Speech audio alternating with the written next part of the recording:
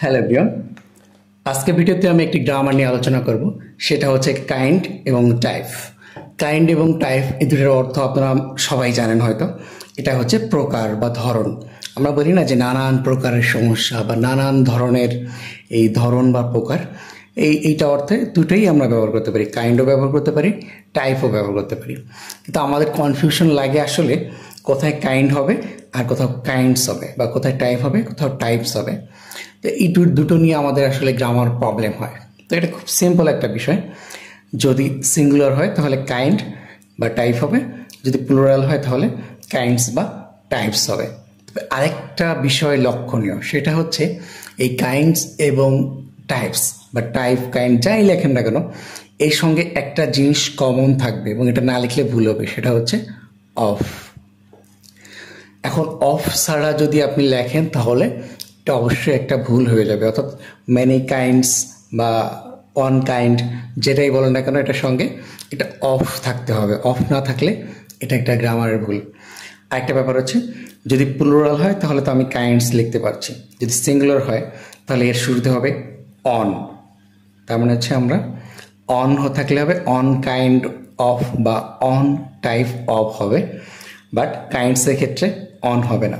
অর্থাৎ on kinds of বা on types of এটা আমরা বলতে পারবো না, কারণ অন থাকলে সেটা হবে কি সিঙ্গুলার। তো সিঙ্গুলারের ফরম্যাটটাও হচ্ছে উপরের ফরম্যাট, অন কাইন্ড অফ বা অন টাইপ অফ। এটা হচ্ছে সিঙ্গুলারের ক্ষেত্রে।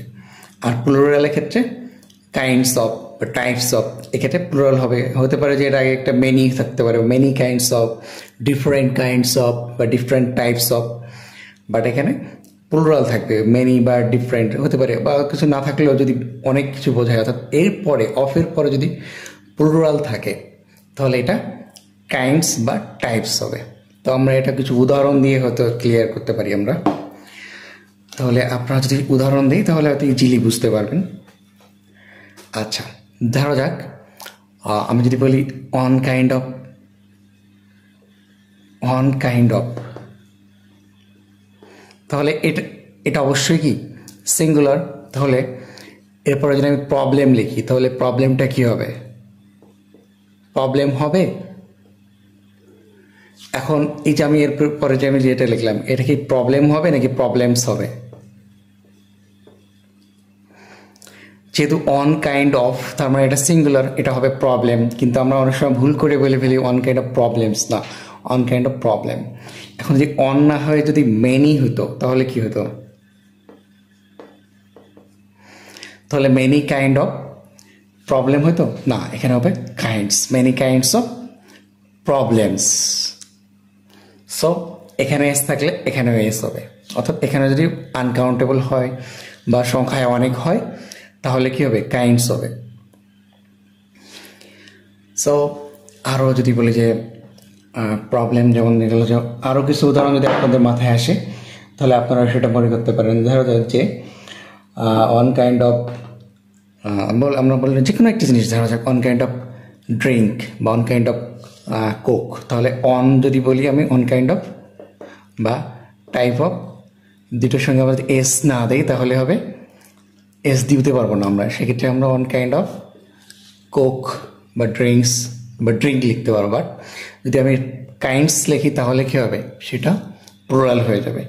এই সিম্পল একটা গ্রামার, আমরা কখনো মিস্টেকটা করবো না। সেটা হচ্ছে যদি আমরা এস থাকে বা প্লুরাল থাকে তাহলে আমরা অন লিখতে পারবো না। কাইন্ডস থাকলে, অর্থাৎ কাইন্ডসের সাথে যদি এস থাকে, এস থাকলে সেটা প্লুরাল, এবং টাইপসের সঙ্গেও যদি এস থাকে সেটা হবে প্লুরাল। এই ছোট্ট একটা জিনিস সবসময় খেয়াল রাখতে হবে। এখন আপনাদের জন্য একটা টাস্ক, সেটা হচ্ছে there are many kinds of, এখানে there are many kinds of বললাম আমি, many kinds of এর পরে বার্ড হবে নাকি বার্ডস হবে? তো যেহেতু many kinds of বলেছি তাহলে হবে কি বার্ডস। আবার যদি বলি অন কাইন্ড অফ তাহলে কি হবে? অন যদি থাকে তাহলে একটা, তাহলে হবে শুধু বার্ড। তার মানে কি দাঁড়ালো? অন কাইন্ড অফ বার্ড মানে এক ধরনের পাখি, আর মেনি কাইন্ডস অফ হলে হবে কি অনেক ধরনের পাখিগুলো। সো যেখানে সিঙ্গুলার সেখানে আমি এস কাইন্ডস বা টাইপের সঙ্গে এস ব্যবহার করতে পারবো না, পরেরটাও আমি এস ব্যবহার করতে পারবো না। বাট যদি প্লুরাল হয় তাহলে আমি এস ব্যবহার করব। খুব সিম্পল একটা গ্রামার, আশা করি সবাই বুঝতে পেরেছেন। না বুঝতে পারলে কমেন্ট করবেন। এখন আপনাদের জন্য টেস্ট হচ্ছে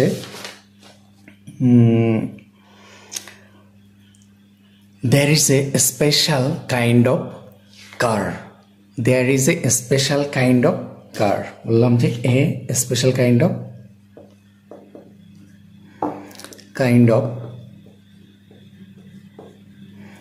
car. এখন এটা কি কার হবে নাকি কার্স হবে? স্পেশাল কাইন্ড অফ কার হবে নাকি কার্স হবে? তারপরে there is a different type of network বা ডিফারেন্ট টাইপ অফ ফর্মুলা। কোন ক্ষেত্রে কোনটা হবে? কাইন্ড অফ হলে ফর্মুলা, আর কাইন্ডস অফ হলে সেটা কী হবে? সো এটা আশা করি আপনারা বুঝতে পেরেছেন এবং কমেন্ট করে জানান। ধন্যবাদ সবাইকে ভিডিওটা দেখার জন্য। আশা করি পরের ভিডিওতে আবার নতুন একটা গ্রামার নিয়ে আসবো। ধন্যবাদ সবাইকে। Thank you for watching my video.